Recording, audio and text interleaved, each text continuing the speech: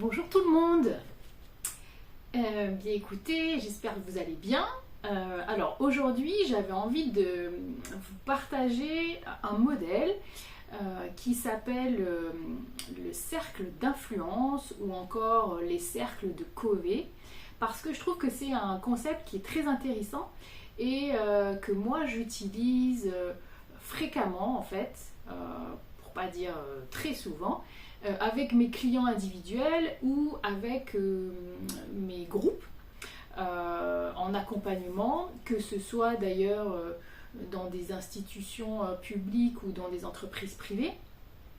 Et je l'utilise quand je rencontre des situations de personnes qui ont des difficultés d'organisation, de gestion du temps, de priorisation, mais aussi qui vivent des risques en fait d'épuisement, voire de burn-out. Donc je l'ai pas mal utilisé auprès d'enseignants notamment et autres acteurs de l'éducation, mais aussi en entreprise auprès de managers, de directeurs. Mais ça peut aussi bien sûr répondre à des problématiques du domaine familial. En tous les cas, dans tous les environnements où les personnes peuvent subir beaucoup de charge mentale en fait, qui vient de l'extérieur ou qui vient de soi-même. Alors, je vais vous présenter donc ce modèle. Donc, la personne qui en est à l'origine, c'est Stephen Covey, qui a écrit plusieurs ouvrages, dont le plus connu s'intitule Les 7 habitudes de ceux qui réussissent tout ce qu'ils entreprennent. Et donc, pour que vous compreniez bien, je vais vous demander d'imaginer en fait 3 cercles, on va dire 3 cercles concentriques, avec un premier cercle voilà, de cette taille-là en fait qui serait au centre, un deuxième un peu plus gros, un peu plus important, et puis un troisième qui englobe le tout, qui est encore vraiment plus grand. Et alors en fait, ces 3 cercles, ils ont une appellation différente.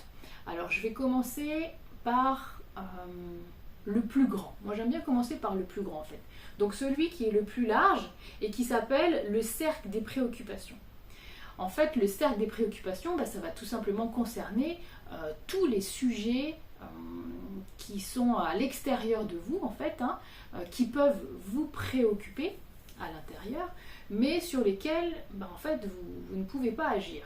Donc je ne sais pas, il peut y avoir la météo, la maladie, la mort, les injustices, ce que les gens disent, pensent, etc. Enfin, il y a vraiment beaucoup de possibilités.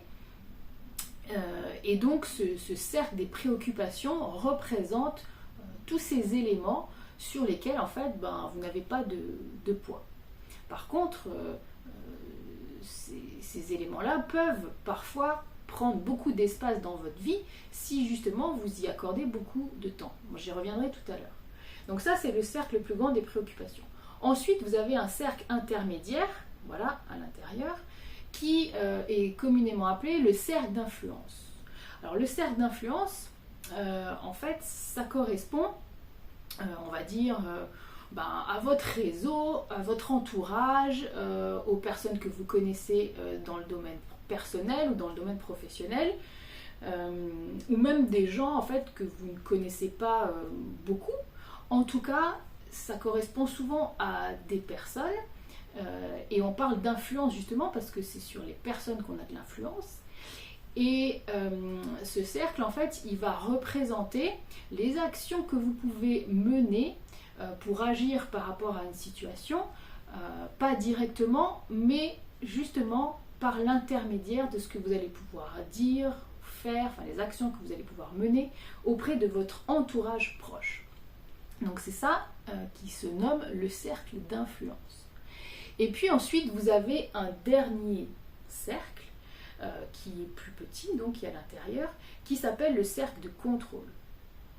Et donc le cercle de contrôle, c'est typiquement tout ce sur quoi vous avez la main, tout ce sur quoi vous pouvez agir directement, tout ce sur quoi vous avez le contrôle dans votre quotidien.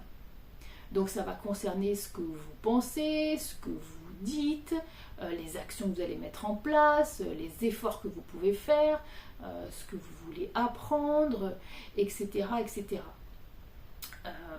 Donc si par exemple, je vous donne un exemple, mettons donc voilà, j'accompagnais récemment des enseignants, et puis certains évoquaient les difficultés de reconnaissance ou d'évolution, de salaire, etc. Donc si par exemple, justement, ces personnes se concentrent sur, voilà, je voudrais une augmentation, mais malheureusement, ça ne dépend pas d'eux, ça va dépendre de leur supérieur, et puis effectivement, dans l'institution, voilà, c'est très hiérarchisé, c'est très protocolaire, etc. Et ils ne peuvent pas vraiment agir dessus. Donc il y a des lois qui vont se décider, des actions par exemple gouvernementales qui vont décider des augmentations ou des primes, mais en tout cas, eux, ils n'ont vraiment pas la main en fait sur ce sujet-là.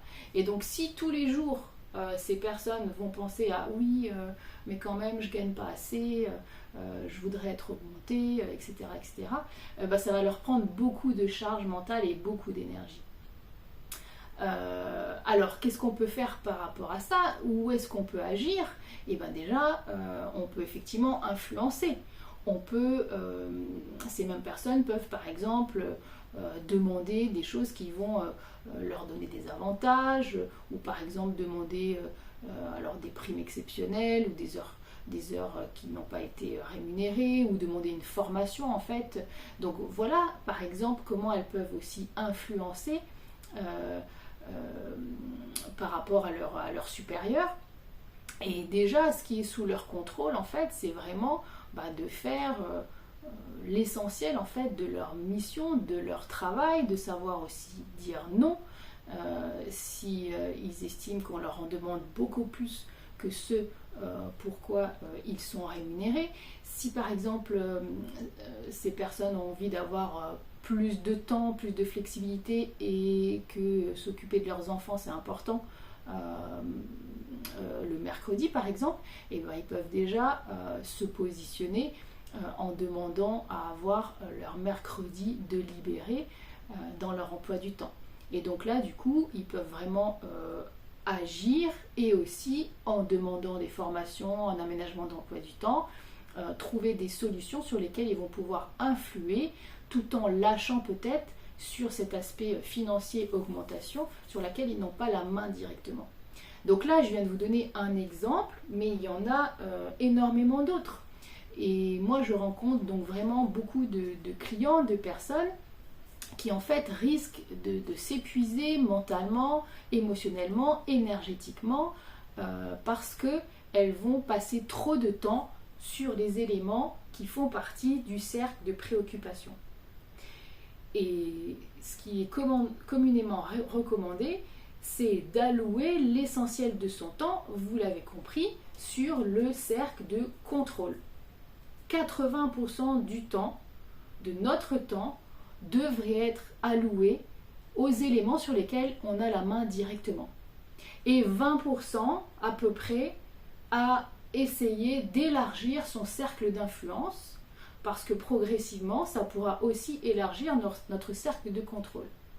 Et vous l'avez bien compris, passer quasiment 0%, ou en tout cas un minimum, sur le cercle des préoccupations.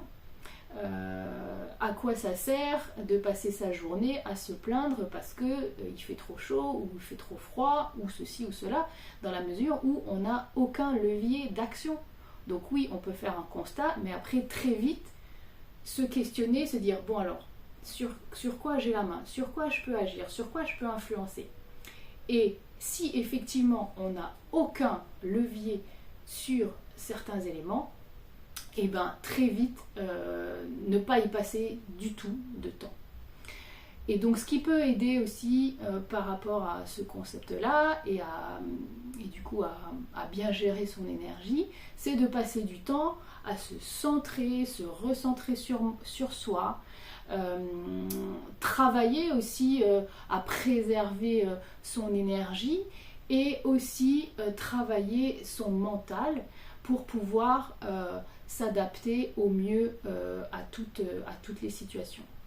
Donc voilà ce que j'avais envie de vous partager, et je vous invite vraiment à utiliser ce modèle en fait qui est vraiment tout simple. Et dès que vous avez des incertitudes, de l'inconnu, des choses qui sont hors de votre contrôle, vraiment d'être vigilant et rapidement de vous centrer ce sur quoi vous pouvez agir directement. Voilà, et bien écoutez, j'espère que cette vidéo vous a apporté de la valeur, et puis n'hésitez pas à me partager vos expériences en lien avec cette thématique. Ce sera avec plaisir que j'échangerai avec vous. Merci de votre attention et à très bientôt. Ciao ciao.